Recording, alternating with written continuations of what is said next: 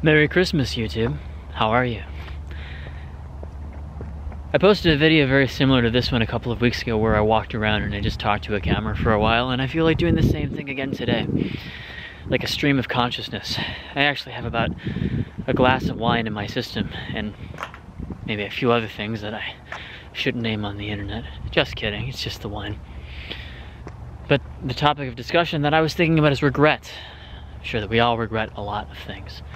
And you commonly hear people say that you shouldn't regret, and that it is something that holds you back because it anchors you into the past, such that you're not able to move forward into the future.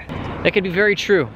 A little bit of a story to tell all of you guys is, at one point in my life, I really genuinely believed that by pure logic alone and good argument, I could speak in front of a large audience of people and expect them to change their mind, expect to persuade them. Absolutely. And that they would see the world from my point of view. And it turns out I was wrong immensely. In fact, I was so surprised by the vitriol with which people spoke about me afterwards that maybe it caused me to view myself in a different light. Perhaps that I had too much hubris. Perhaps that I was arrogant. Because when you hold something tangible, or something tangible like the truth, as you might call it, are you really holding the empirical truth, or are you just sharing your truth, your perspective of the world, and trying to convince people of it? It's not very empirical, but if I can go into it a little, I wish I had been a little more, I wish I had been able to expect the hatred that came from people with a different opinion from mine. So at one point, I genuinely believed that you should judge people by their character, and not by the color of their skin, which is usually an idea that is attributed to the likes of Martin Luther King. And when I said something like that, it seemed so obvious to me that you should judge a person by their character, and not the color of their skin. Because if we're able to just hide in our identities and forego the true difficulty of reaching the truth, well, I don't think that collectively as a society we're ever going to be able to get along. But I was naive in thinking that just sharing my opinion on the internet with a large group of people was going to change everybody's mind and make things better. What I wish I had known is that you enter a debate space, you enter a battlefield where you have to constantly be on the offensive, sharing your ideas and expecting people to have strong counter arguments to challenge your opinions. Coupled with that would be angry people who absolutely despise you from the core because in their view you are the enemy. And I don't want to make enemies. It's not my intention. I'm actually quite the agreeable person. So seeing as I am agreeable, that was very stressful for me at first, because when somebody doesn't know you, but you find them writing about you on the internet and using some of the most egregious terms to describe you when they don't even know who you are in the first place, it's an awful feeling, but it's something that I've learned to expect. And that you can't necessarily, it's very naive to think that you are not going to be met with anger when you have the truth, or you think that you are speaking the truth to people. And I wish this is something that I knew before, because I've learned to better understand the opinions of my fellow citizens, friends, etc. I may not agree with people, and I may not share the same fundamental values as them, but obviously there's a reason that they hold the views that they do, and as opposed to foisting your perspective onto them, expecting some sort of persuasion, I've actually found it better to ask more questions and put myself in their shoes, such that I can really, really steelman every perspective of theirs. This might seem very obvious, but as somebody who's kind of an amateur and hasn't entered the debate space very often in his life, this is definitely something that made it easier for me to hold true dialectics and not hostile debates with other people. Something else I definitely regret is lack of living in the moment. So I'm 23 now, and at times it doesn't seem like that long ago I was just a naive 18-year-old, looking at the sun just like Luke Skywalker would, expecting great things to happen in his life. But the thing is, time passes far faster, far more quickly than you expect it.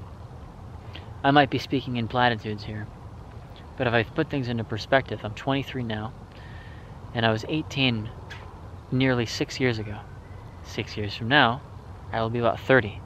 My 24th birthday is coming up, so if you're doing the math wrong, if you're doing the math in your head, 6 plus 23, I understand, but 6 plus 24 is 30, and that makes me recognize that I have very little time left to really do anything. What I mean is, I understand that I'm young still, and I have potential that I can release into the world and show everybody what I'm about. But it isn't that simple, because what is it that you want to do? There's so much that I want to do. It used to be about the grandiose pleasures of life, you know, the ambitions that I had. I wanted to be a great illustrator, making a lot of money every year, or some famous musician. And while I'm not going to stop striving for that sort of thing, the real pleasures that I find in life are the small ones. And so here I am sitting in front of this lake. It's very beautiful, by the way. Just enjoying the view, watching the swans swim through the pond. And the only thing that I really need right now, I suppose, is a cup of tea. If I had something like that, it would feel very complete. Because without the enjoyment of small pleasures in life, I feel like we're constantly living our lives in expectation of our goals, which don't manifest themselves, or at least the achievement thereof doesn't manifest itself always as we want. And I wish I had known that before, because you really cannot plan out your life, can you? It's impossible. There's always something that comes up, and sometimes you're positively surprised, other times you're negatively surprised. But either way, you just have to really go with the affluence of the river, go with the flow, as they say. Because if you don't do that, then you're living your life almost as an obstruction to the flow of nature. And that's why I find a peace in life, is just in this solitude and appreciating that I get to be on this planet at all, get to marvel at the beauty of the nature, the beauty of that tree over there, for example, that gorgeous view. And the more I appreciate that sort of thing, the more content, I suppose, I feel, if I can even say that. Among the other regrets I have, though, is life is very short. I was just talking about that a second ago, but given that you don't even know how far your own longevity will span, I want everything to be peaceful and as painless as it can be in the moment. And in interactions with other people is where I find the most struggle and frustration. Now, the thing is, you can control your reaction to anything. You have that power to think about things concretely, and instead of becoming complicit with the negativity that you might feel when somebody says something awful to you, you are still given the opportunity to react in any way that you please if you're very hyper aware of that reaction. And I'm finding that either silence, patience, or intense concentration actually does a lot more than to react as you normally would in the moment. But it takes incredible focus, and I'm not at a level of focus that I can say I do this very well. However, it calms the person in front of you, for one, and perhaps, thanks to your control, you're saving a friendship that would otherwise be destroyed because of something dumb that you might say in the moment. And if I heeded this advice more often for my future, maybe the friendships that have gone awry in the past will not go awry. The past friendships that have gone awry in the past will not be the same as my future friendships. It makes me very excited. but life is just so incredibly confusing, and you never know what's around the corner. And I'm focused, almost devoted to the idea of enjoying it to the best of my ability, while still accepting that the pain will never go away.